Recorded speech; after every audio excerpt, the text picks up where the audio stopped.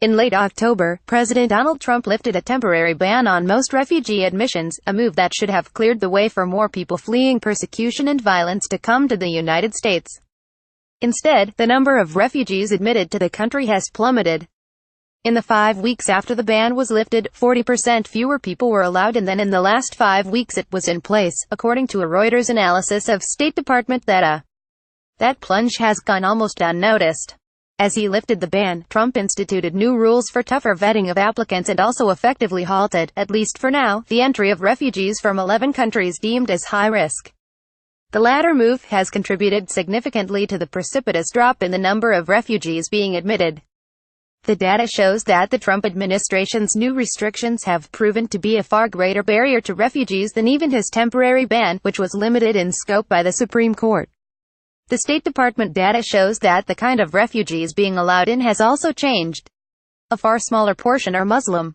When the ban was in place, they made up a quarter of all refugees.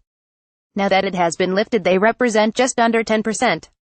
Admissions over 5 weeks is a limited sample from which to draw broad conclusions, and resettlement numbers often pick up later in the fiscal year, which began in October. But the sharp drop has alarmed refugee advocates.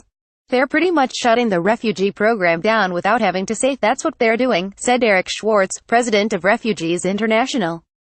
"They've gotten better at using bureaucratic methods and national security arguments to achieve nefarious and unjustifiable objectives." Trump administration officials say the temporary ban on refugees, and the new security procedures that followed, served to protect Americans from potential terrorist attacks.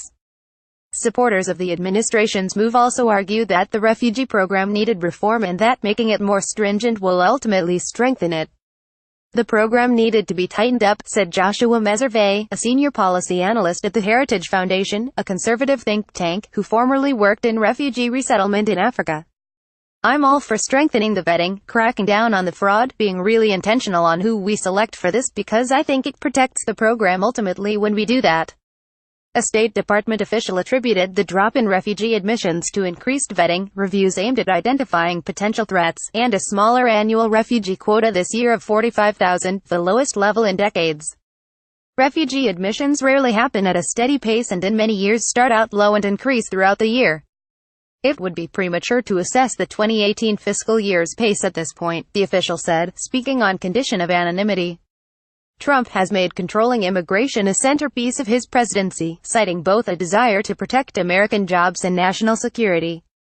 During the 2016 presidential campaign, he said Syrian refugees could be aligned with Islamist militants and promised extreme vetting of applicants.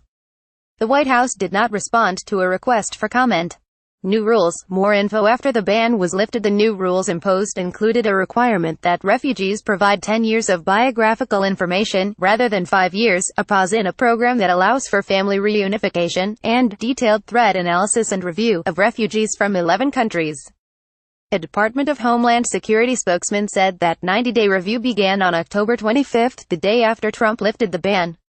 Officials have said that during the review period, refugees from Egypt, Iran, Iraq, Libya, Mali, North Korea, Somalia, South Sudan, Syria and Yemen will be allowed in on a case-by-case basis, but they have also said priority will be given to other applicants. For each of the last 3 years, refugees from the 11 countries made up more than 40% of U.S. admissions.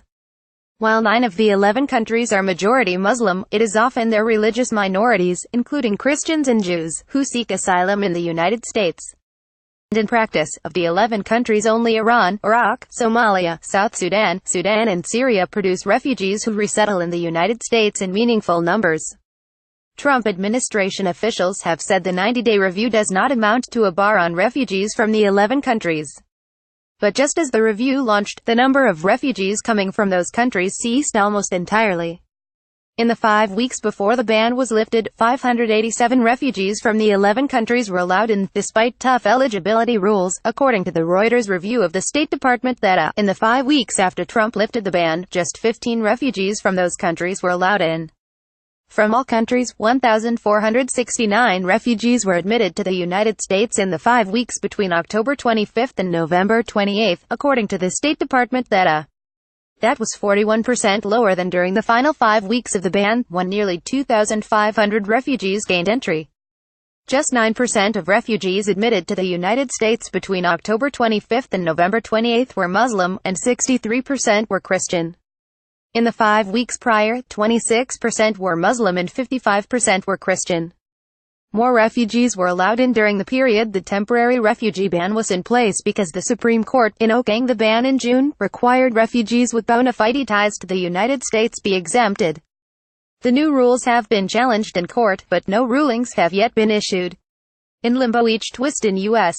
refugee policy has left Alireza, a gay Iranian refugee living in Turkey, confused, desperate for information, and less hopeful he will ever make it to the United States.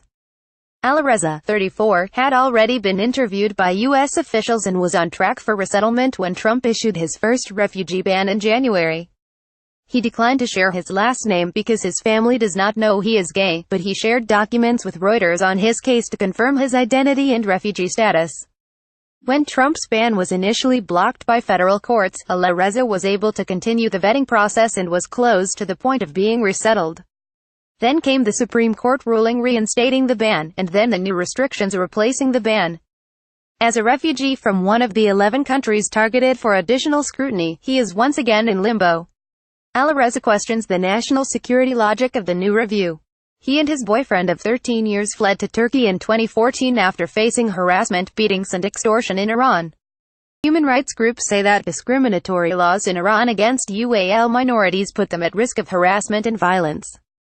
In Turkey, he said, they scrape by with unstable part-time work and feel threatened by what they see as a rise in anti-gay sentiment in Turkish society.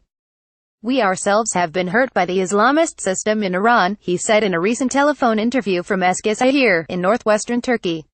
Why would we suffer for 3 years in Turkey so that we could come to America and commit terrorism?